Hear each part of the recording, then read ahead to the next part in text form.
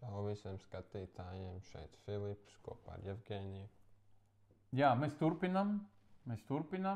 Mums labi iznāk, mēs esam pārliecināti, ka kādam mēs varam palīdzēt. Brīnišķīgs dialogs ar Filipu, ļoti viegli ar tevīm. Paldies! Lūdzu. Lūdzu. Trešais bloks. Mums ir tā kā iedrošinājums jums. Un sākumā es gribu parunāt par tādu piemēru, ko es esmu dzirdējis, ļoti spilgtu piemēru ticībai, kur bija uztaisīts tāds eksperiments, kur bija kopā 10 vai 20 cilvēki ar vēzi. Un pusē no viņiem teica, ka viņiem tiek dotas parastas kaut kāds krīts vai oglīte. Un otrai pusē teica, ka viņiem iedeva viskrūtākās zāles un viņas praktiski vienmēr izārstē vēzi.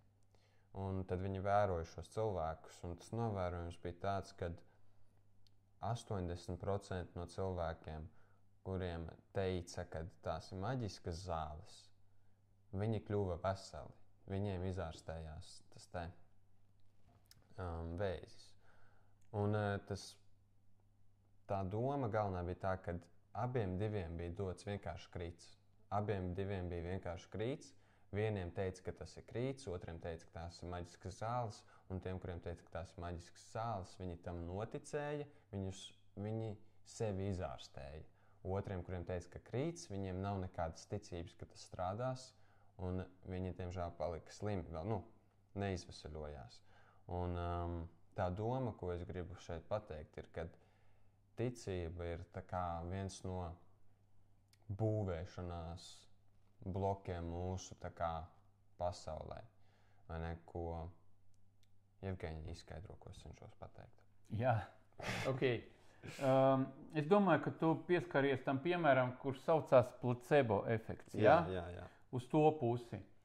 Un te vajag minēt, mēs kā kristieši, tie cilvēki, kuri pazīst Dievu, es pateiktu tā, jo Bībele mums saka, ka saule spīd par ticīgiem un neticīgiem cilvēkiem, un tas nozīmē, ka Dieva labvēlība, viņa izpaužās visiem, un viņa tā mīlestības būtība, kura izpaužās cilvēkos caur ticību, par kuru mēs runājam, un grēcīgiem un negrēcīgiem, tiem cilvēkiem, kuri tic viņam, tic Jēzum kā glābējam, es tā konkretizētu, Jo mēs arī runājam, Dievam tic jau daudz kas, un kaut kur ir pareizi, nepareizi, tas ir cits moments.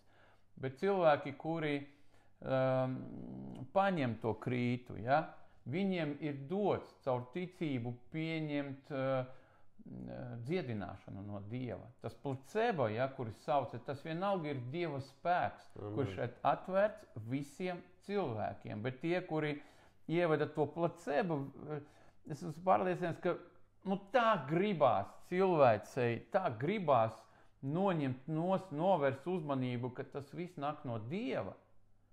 Un piesavināt kaut kādu slavu tur kaut kādām mistiskām un nesaprotamām lietām. Dziedināšana ir Dieva samaksātais spēks uz krusta, kurš ir dots kā dāvana visiem. Un cilvēks var būt dziedināts un nodzīvot veselu, pilnu dzīvi ar veselību, bet aiziet uz ēli, diemžēl, noliedzot Kristus izpirkšanu. Un tas tā ir. Tā, kad Dievs pilnībā visus svēta, vienalga, bet ir vēl viens aspekts, kad to pašu var arī darīt velns, jo velna galvenais mērķis uz katru cilvēku ir nevis, lai viņam ir slikta dzīve, bet lai viņš nepieņem Jēzus Kristus upuri. Lai tā, ka viņš beidz šeit dzīvot uz zemes, viņš nonāk ellē un aiziet pie Dieva. Tas ir galvenais iemesls. Un viņš to var sasniegt ar, negribās to saukt par svētību, bet tā kā dāvanām, un cilvēkam ir laba dzīve, vai ne? Viņam ir nauda, viņam ir slava. Varbūt pat tas cilvēks ir ļoti, ļoti, ļoti priecīgs un labs cilvēks, bet tā būtība, kad Vēlns mums var dot lietas, bet ja viņš mums to dod, tad viņš daudz vairāk pēc tam ņem atpakaļ. Jā, tieši tas pareizais. Viņš paņem vienmēr Sātans paprasīs atpakaļ. Un daudz kārt. Bet Dieva princips, Dieva princips priekš mums, viņš varbūt kādreiz paprasa kaut ko mazu un daudz, daudz vairāk dot pretī. Kad cilvēks vienkārši nevar saprast, kāpēc. Ja? Un, zin ko, man gribās padalīties ar to liecību, ko es tev stāstīju par manu tādu draudzeni. Es tā attiecos tādu kā pret meitu. Ja? Man baigi patika, man saruna ar viņu tieši pagājušā svētdien bija, kad viņa bija tādā svētā sašutumā varbūt. Ja? Cilvēka acīs viņai nav īpaši tāda reputācija laba, ja? kā es domāju, cilvēka acīs, kā baznīcas cilvēku acīs. Nav īpaši laba reputācija, bet viņa tādā izbrīnījumā, es taču neesmu tik laba. Kāpēc Dievs tā rūpējās par manīm? Un viņa pastāstīja veselu virkni tieši finansiālā jomā to svētību tādu ķēdi, ja, finansēs, kur viņai nav nemaz viegla dzīve, ja, viņa dzīves apstākļi tādi grūti ir un vajag rūpēties par bērniem, un tur nav 3 bērni, ja, vajag rūpēties par to, bet viņi nesaprot. Viņi saka, kā Dievs mani tā mīl, es taču neko tādu labu neizdarīju, lai saņemt, un tad viņi sāk stāstīt, es pagājuši gadu, kad atdeva parādus, remontē dzīvokli, viņa bija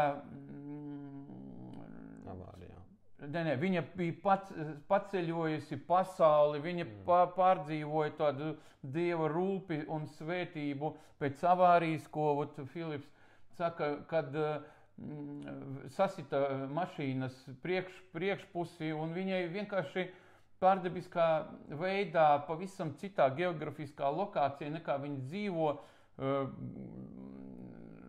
viņai uzdāvināja detaļas un vēl samontēja. Ja? Un viņa tādā, kāpēc Dievs man tā mīla? Ko es gribu pateikt ar to liecību?